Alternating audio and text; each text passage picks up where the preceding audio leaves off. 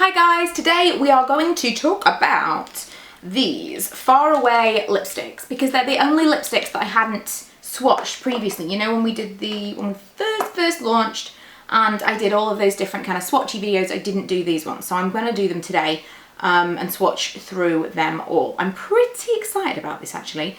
Also, in the new boxes, which are, hang on, like this, they are now available in like a set of 5.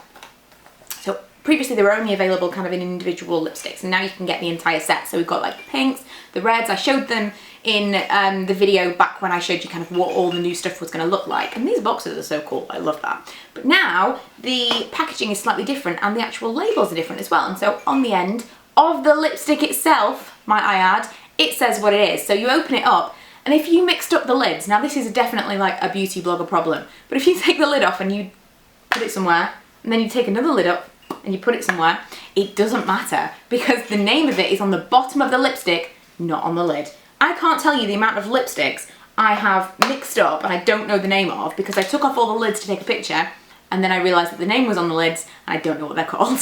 Super annoying. So thumbs up for that one. We've got 5 totally different colours. We've got a gold, 2 kinds of silver, a white and a blue. Who knows what they will swatch like?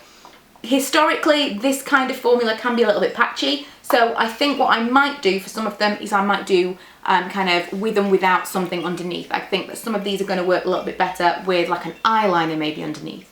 That's what I'm thinking. Eyeliner on its own might be a little bit dry. That's the dog. Got a jangly ball that he wants to take outside apparently. An eyeliner alone might be a little bit dry, and so I'm hoping that an eyeliner might just make it a little bit more opaque and give it a bit of pop. So I'm going to give you all the swatches now.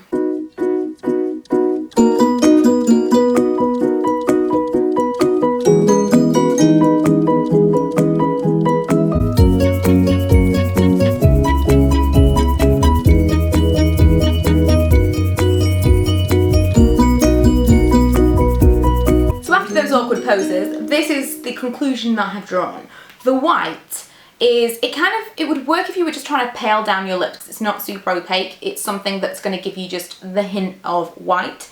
It would also work really well as a base for another lipstick. So if you want to kind of get as much of the colour away as possible before you put on a more vibrant colour, I found that other colours worked on top of this one a little bit better than they did by themselves. So the white would be a really good base if you didn't want it like just a wash of white.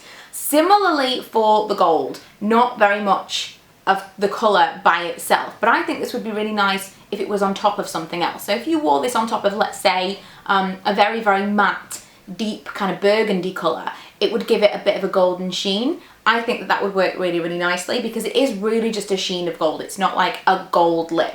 These are all completely different textures, so you're going to get something different from each of them. They're not necessarily all going to be the same thing. Don't look at this range and think, oh, they're all going to be bright blue, because they're not. You can get something more subtle. Probably the boldest one, I'm kind of torn between these two. The boldest would definitely be one of the silver colours. I think probably it would be the Sith, which was a totally different texture to the rest of them. This was much drier and it kind of had like, it had texture to it as opposed to being smooth. So it did get that very, very heavily pigmented colour compared to the rest of them. So this is definitely the more bold colour, and I would totally wear this one as well.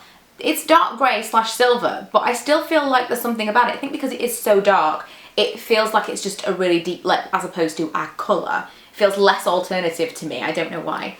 The other silver colour was very nice, but less so. It was very much a silver lipstick, so you're going to need to want to wear that, which might not be my thing. The blue, however, I've been looking for a blue lipstick that works for a while. Unfortunately for me, the one from the Melts, which was blue, all the rest of the Melts I absolutely love, but the blue one just didn't seem to quite have the same kind of pigmentation as the rest of them. It was a little bit, that definitely needs to be worn over something else. Whereas this one worked really well.